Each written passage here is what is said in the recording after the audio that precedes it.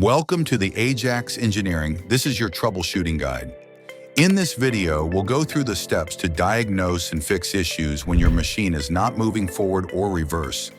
These are the steps we'll be covering in this video. 1. Checking operator input and dashboard indicators. 2. Verifying hydraulic oil level. 3. Inspecting the emergency parking brake. 4. Checking the inching valve lever. 5. Testing solenoid valve and electrical connections. 6. Checking fuse and relay status. Let's get started.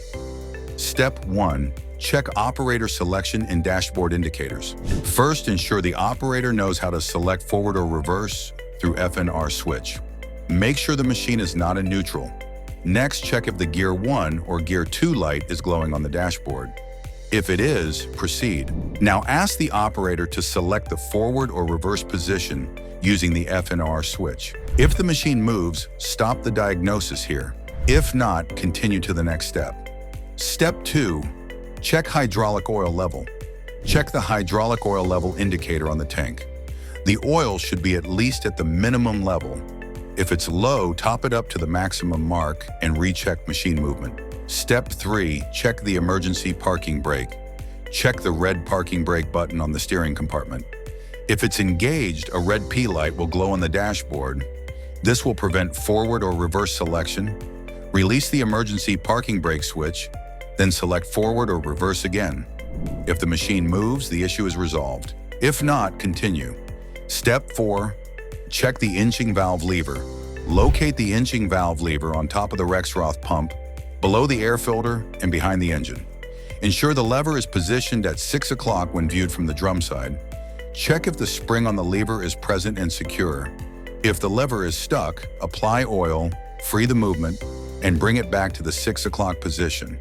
Step 5. Check the solenoid valve assembly.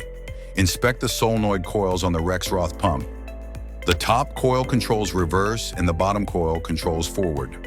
Check that the terminal connections and wiring numbers 124 and 125 are intact. Measure the voltage. It should be 12 volts. If voltage is available, check coil magnetism using a screwdriver.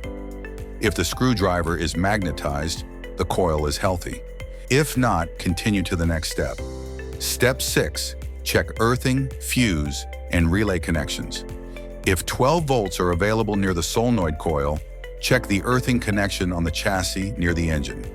Tighten it if it's loose. If no voltage is found, open the fuse box under the driver's seat. Inspect fuse F107, rated 15 amps.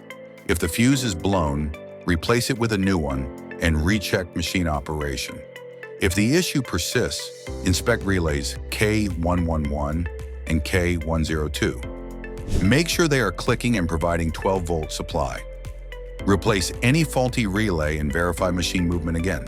By following these steps, you can quickly identify and resolve forward or reverse movement issues in your AJAX machine. If you need more information or technical support, please contact AJAX Engineering.